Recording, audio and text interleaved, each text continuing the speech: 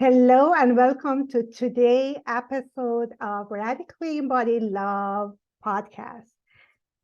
I'm Nasrin Barbic here with my lovely co-host Jessica Falcon. And today we are talking about a very important topic, communication. It's important for our personal lives and for our professional lives. And communication is the cornerstone of all the relationship, doesn't matter what kind of relationship. But I think today we're going to focus on more personal relationships and talk about why it can be challenging. What are the obstacles in having a communication? Also, communication is not just about talking, it's also about actively listening. And that is, I think, is very important because when we learn to actively listen, then we can see the other person's perspective and they feel heard and seen, even though if we're not agreeing with them. And that's been one of my challenges. And my relationship has been affected by miscommunication big time. How about you, Jessica? I've definitely experienced a lot of relationship struggles, whether it be by my own incapacity to voice what I really need or desired or how I felt, and also when I felt really unheard. And the fear of conflict was often a big part of that, the fear of being rejected, the fear of making somebody upset, of trying to take care of their own feelings instead of my feelings and honoring them instead of myself. That was a huge pattern that showed up for me. And then I've also been in situations, particularly over the past several years, as I've really reclaimed my voice, of recognizing how other people fear conflict so much that they can't hear others, or how it's so difficult for people in general to put voice to their innermost feelings and to do so vulnerably without projecting their own fear of rejection on the other person. And the way that that can come out, that I've actually really seen a lot in women in particular, is this: I'm going to assume that you don't want to hear what I'm saying, so it's going to come across as very controlling and authoritative because I actually don't trust you to hear me at all. And so I'm going to talk in this way that's like telling you how I feel, but it's so not vulnerable. And it doesn't leave any space or openness for the other person to truly respond. And so just the more aware we become of our communication and what we want to express and the fears that we have around expressing ourselves, the easier it is to actually experience intimacy and authenticity in relationships that I think we usually long for deep down. And it's these fears that stop us from actually experiencing that. Yeah, and the reason for most of us women who, like as you mentioned, gets to the point that the way we communicate is not effective is because we always have felt on that we are not heard the way we want to or not seen, especially growing up. We have seen that in our own family that you're not here to really be seen, and you don't feel like you're really being seen and heard, and therefore we have this tendency that assume, and then our style of communication is that I want to be heard, so and then eventually get to the point that is opposite of what we want. Mm-hmm. Mm-hmm.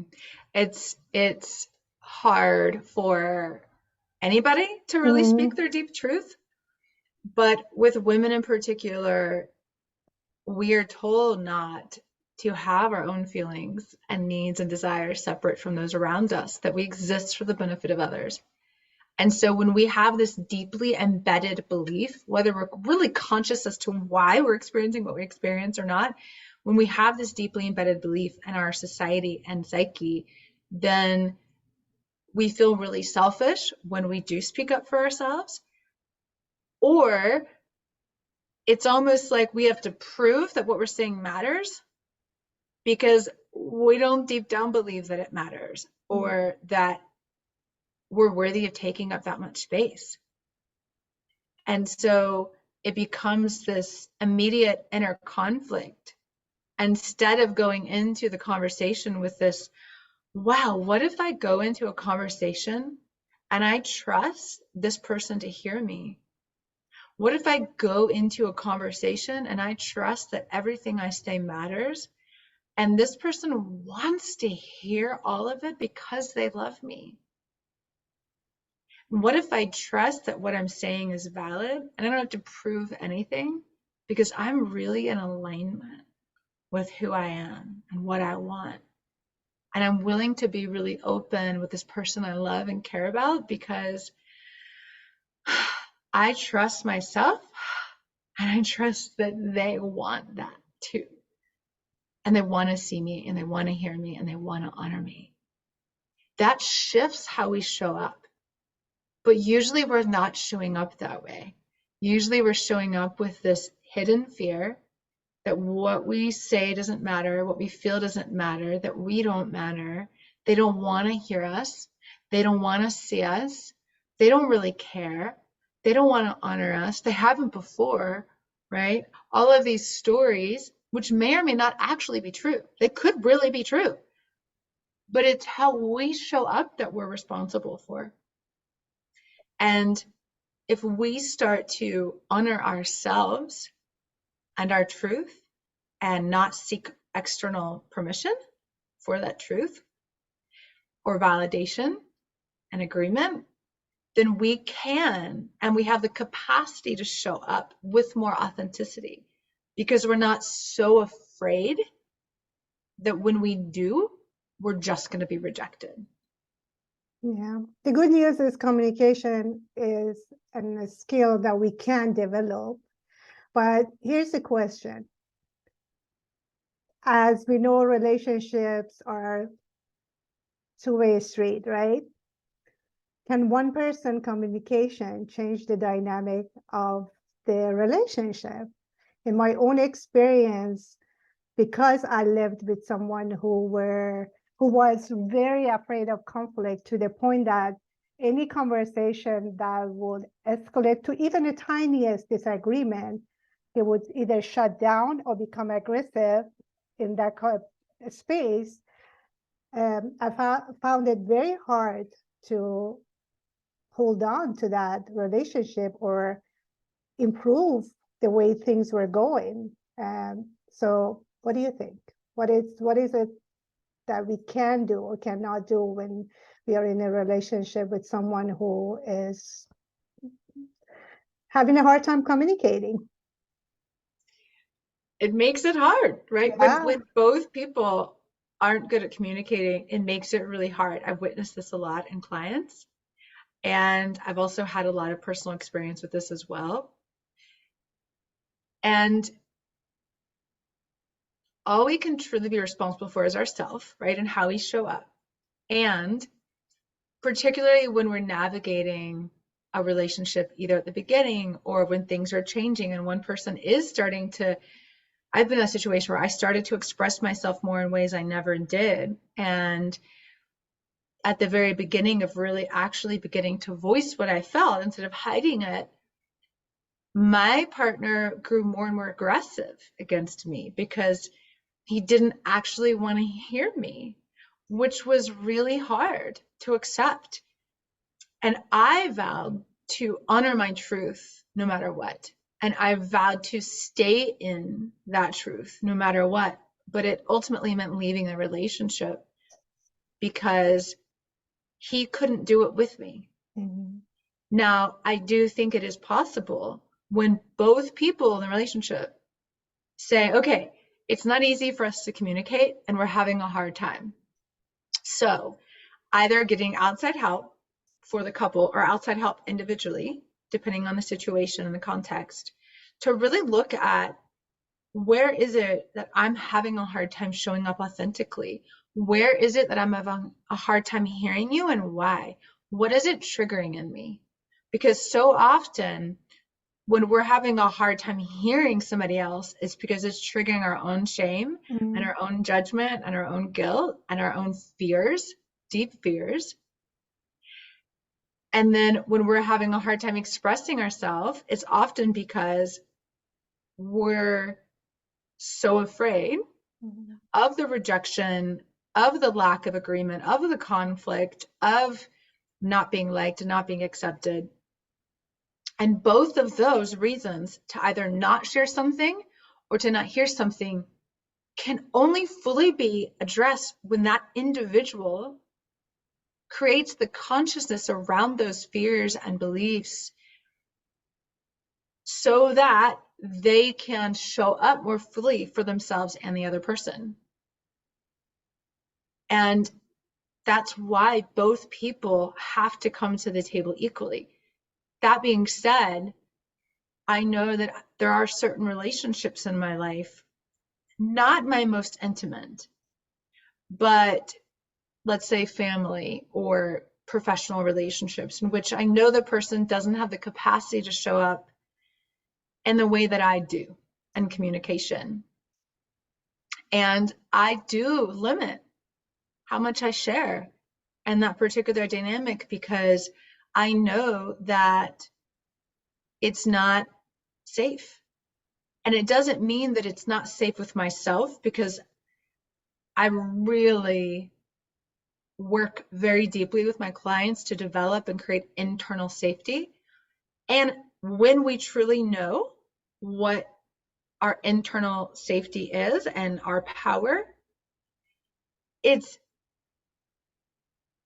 important to recognize when it's not safe externally, because that's part of taking care of oneself and creating safety, is to recognize, I know this person does not have the capacity to honor me and hear me, and therefore I'm not going to share this vulnerable thing that they're just going to throw back in my face or just don't have the capacity to hear, because that's actually not honoring myself to show up that way.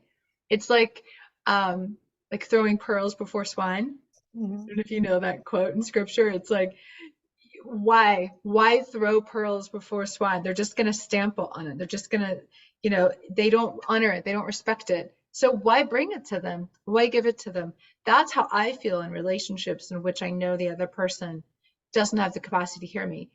And in my most intimate relationships, I only tolerate people that do.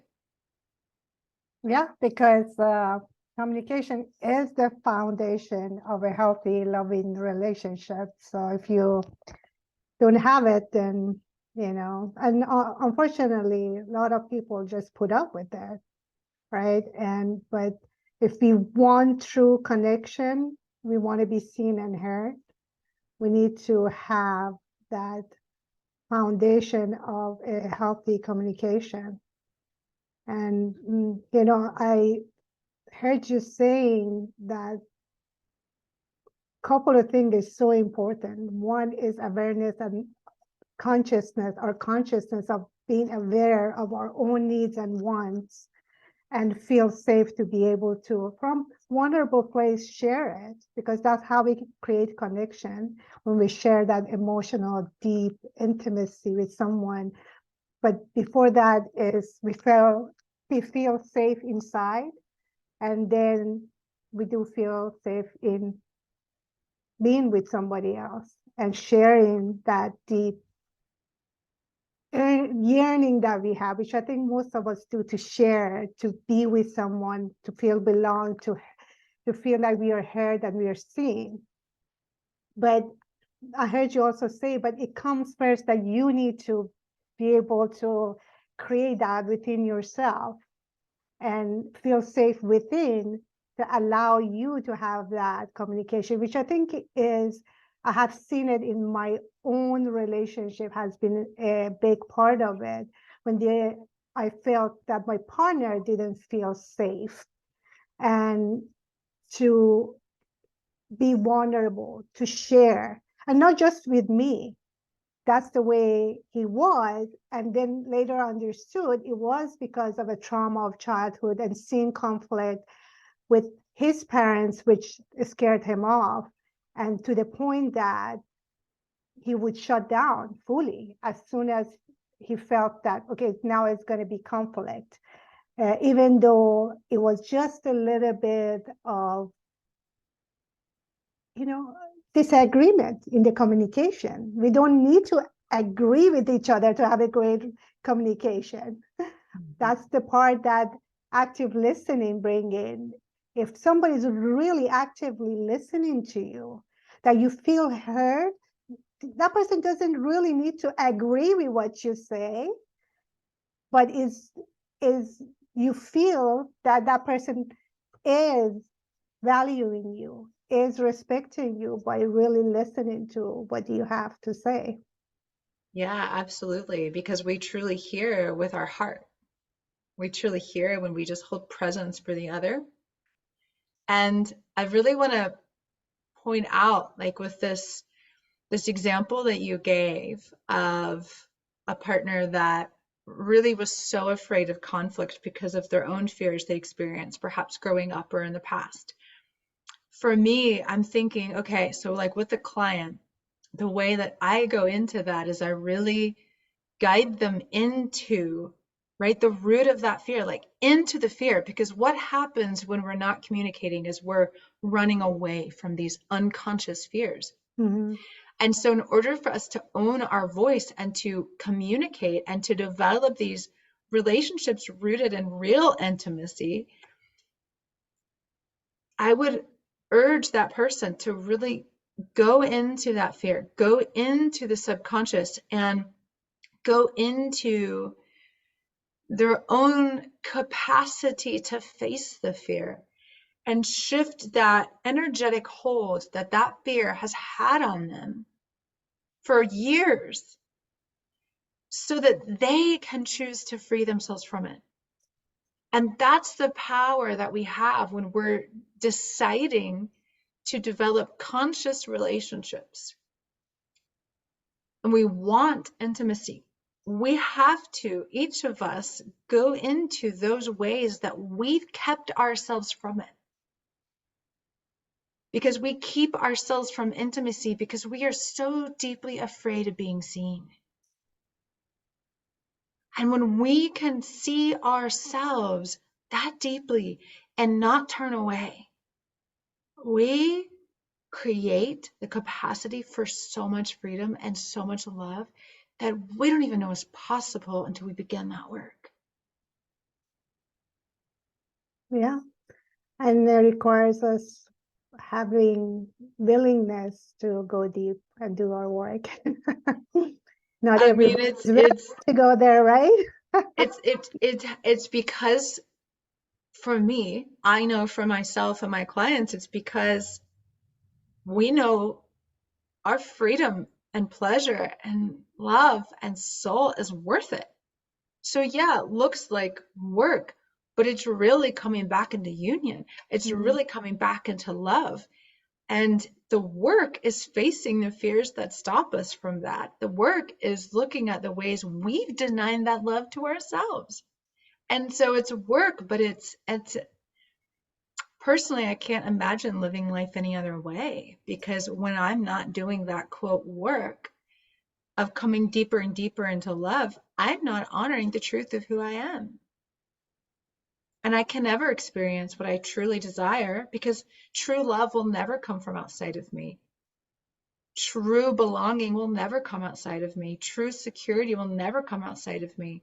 That is what my soul has brought me to understand over and over and over again, because it is the only way for us to actually experience our divinity, to actually experience love, is to first come into that within ourselves. And then we create the capacity to share that with other people.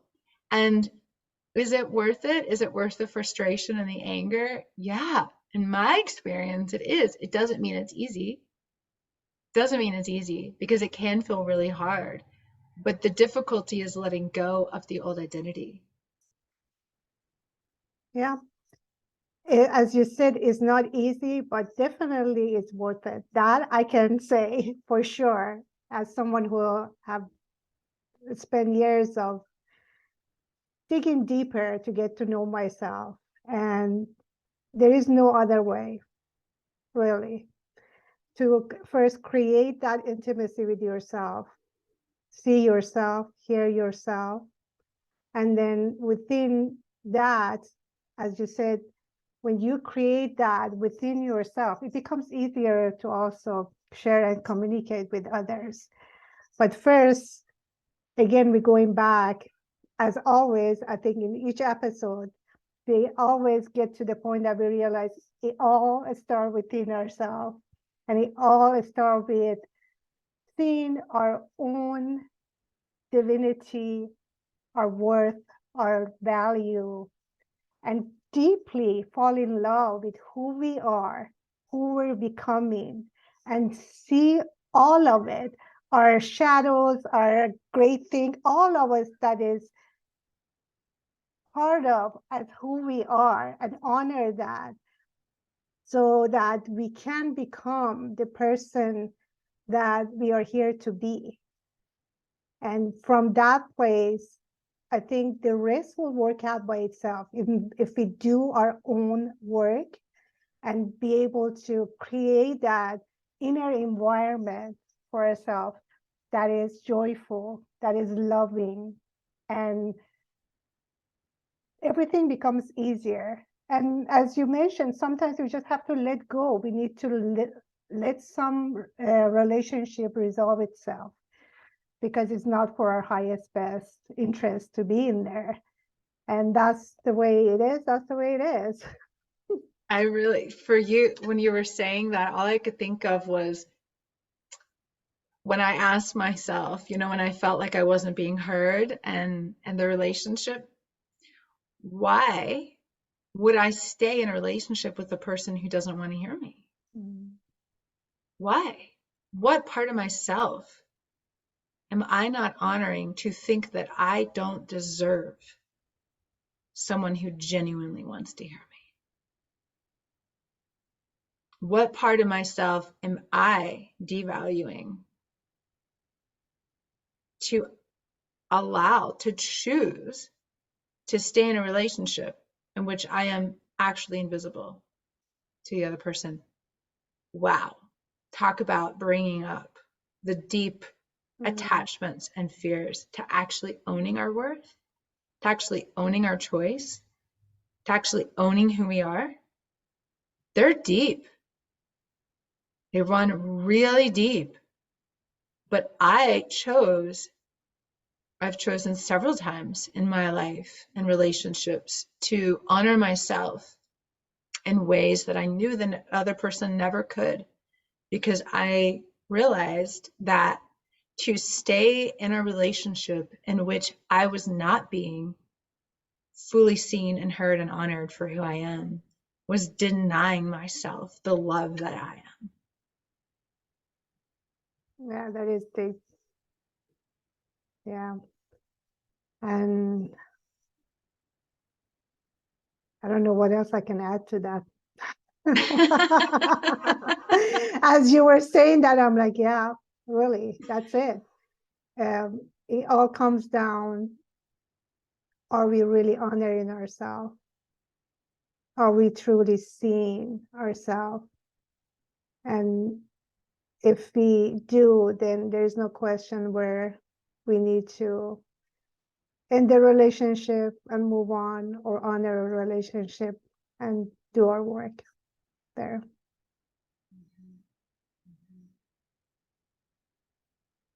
And I'm thinking when you say that, I know the struggle I felt in the midst of relationships in which I'd hope that the person would change and they'd want to begin and they would do the work. And so if any of our listeners are in that scenario in which they're holding on to hope, or they're like telling themselves, I just want to give them another chance, or I'm getting better, I can't do it either, or I just want to see if they'll change and do this any differently, that one of the ways to really make sure you're actually honoring yourself and that truth and that desire to be open to the other versus self-denial and lying to oneself and holding on to false hope, one of the ways to really distinguish between the two, because it really comes down to that deep soul truth. But a way that you can ask yourself is, are their words congruent with their actions? Are they doing what they say they'll do? Are they saying they're honoring me, but interrupting me when I speak? Are they saying they love me, but refuse to see me? Are they saying they want to hear me, but then change the subject every time I talk or turn it on themselves? Like those kinds of questions. Look at their actions and their words, because that is the way we really begin to see clearly. Right. And this goes back to our last episode, boundaries, which communication is a huge part of it. Are we communicating our needs and wants, and from there setting healthy boundary? And if our listeners haven't listened to that episode yet, I highly recommend it. I think it was episode 10, if I'm not mistaken. 11. I believe it was episode 11. 11, right. Yes. And that's part of having a healthy communication, to know how to set a healthy boundary by speaking our truth and knowing our needs and wants and communicating it in a healthy way. Yeah. Beautiful. It's been wonderful to talk about this, and I hope it's been helpful to you all to really see how you are showing up in relationship when you want to share a truth. Are you showing up in the conversation defending yourself? Are you showing up receptive to the other? Are you showing up willing to honor your own needs? Are you showing up being afraid that the other person won't? Because when you can see how you're showing up and what those inner fears and beliefs are, then you can actually begin to create some change. Yeah. And that's it for this episode. We are looking forward to seeing you, or looking forward to just having our next communication. And please don't forget to follow us and share our episode with your friends and family. If you know anybody who can use any of this topic, we appreciate that. Much love to you all.